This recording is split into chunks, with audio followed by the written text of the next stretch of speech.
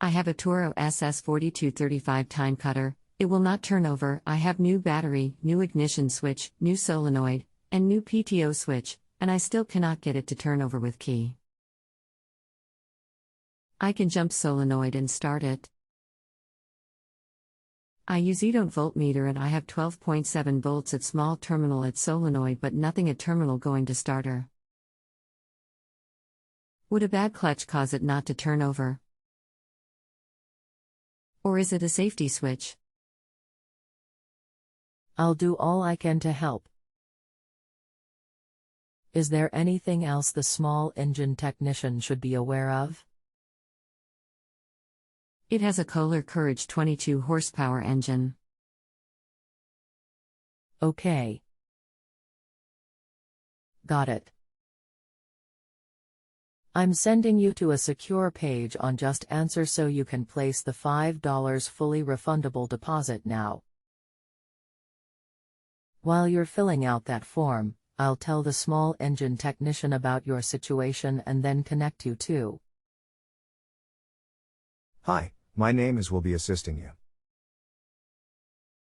From all of the other items that you have listed, the only other thing that I can think of is the brake controller. The SS series mowers have an electronic brake controller module on them that the start system runs through. I have seen a lot of the brake controllers cause starting issues due to the connections be corroded or even broken off. They use really small pins in the connectors and they tend to corrode and break off easily. I would start by checking there. The other thing that you mention is that you have voltage at the small terminal on the side of the solenoid. If that is the case, then it sounds like the solenoid may not be grounded good to the frame of the machine, which would also cause your problem. I would check both of those issues and continue from there. Thank you. It has been a pleasure to assist you. Please take a moment to rate your experience. Well, the grounding issue, I sanded the paint off under solenoid. The ground from battery is grounded to the starter bolt. Is that okay? Also, you said about the electric brake. Sometimes when I turn on key I hear something under the mower making a noise. Could that be the brake? And how do I go about checking to see if that is the problem? The battery is grounded to the starter. Is the engine grounded good to the frame of the machine? Are the engine mounting bolts all tight? The noise you hear, is it coming from under the seat area?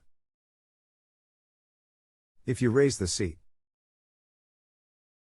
just under it, at the rear of the seat compartment, you will find the brake controller. The easiest way to check it out is to just unplug the wiring connector that goes into it. It is easily accessible from the seat compartment area, and inspect the connections and pins. Yes, all bolts are tight, and yes, noise is down around the hydro motors. When I turn key, sounds like, and I can see two rods moving. Is that little box down near the solenoid?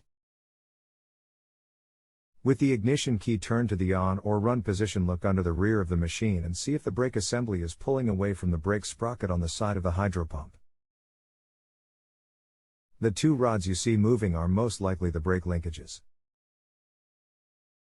Yes, it is the box near the solenoid. It goes through the frame and has the two linkages on it that then run back to the side of the hydro pumps to operate the brakes. Yes, when key is turned, the rods move. Not sure if they are pulling away, but are moving, and it doesn't do it every time I turn key, just sometimes. My guess would be that your starting issue is happening when the rods aren't at number 39, T moving. Have you tried to watch to see what happens if the rods do move? Will the engine crank over? It does sound like a brake controller issue, or at least a connection issue that is not powering the controller all the time as it should when you turn the key on. Like I said, they move, but not every time. When they do move, it still will not turn over. Will it turn over without the PTO clutch plugged in? I unplugged it thinking it was the clutch. Okay, if it is a connection issue, would it be down in the box at the brake controller? And should the brake controller move everything I turn key? So what should I do next? I checked the pin and connection at brake controller and didn't look corroded or broken. No at 1 and number 39, T turn over if the PTO switch is unplugged, but if the clutch is unplugged it should still turn over. If the brake linkages aren't at number 39, T moving every time that you turn the switch on and off, then I would suspect the brake controller to be the problem. It either has a bad connection or corroded connection causing the problem. If the brake controller isn't in number 39, T fully releasing the brakes, then it will not start. I would check the connection at the brake controller for corrosion and make sure that the pins are all still good. Make certain that none of the pins are missing or broken. Can I undo the controller and get it on my workbench and look at it really close?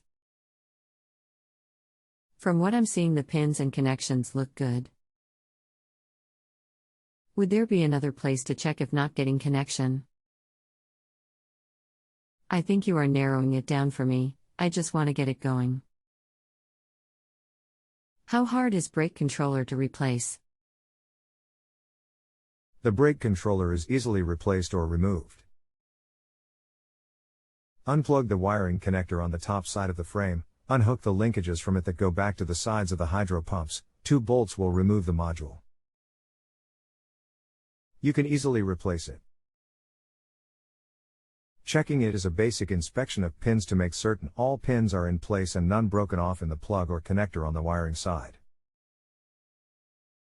Make certain there is not a lot of corrosion on the pins or in the connector. Okay, thanks for info. I will take it off and check it. We'll let you know. Okay, got it off. I looked at all the pins, no corrosion, and look like they are all intact. So with the thing bad, is there a way to test it? I am not aware of any test that can be done with the exception of just replacing it. You may try plugging it into the wiring harness and try to start the machine. When doing this, pull the brake actuator lever all the way back to make certain that it is moving all the way in order to allow the engine to crank over. I ordered a new one, waiting for it to come in. I'm hoping this will fix it. The one I took off would not actuate every time with a key, so I'm thinking that was the problem.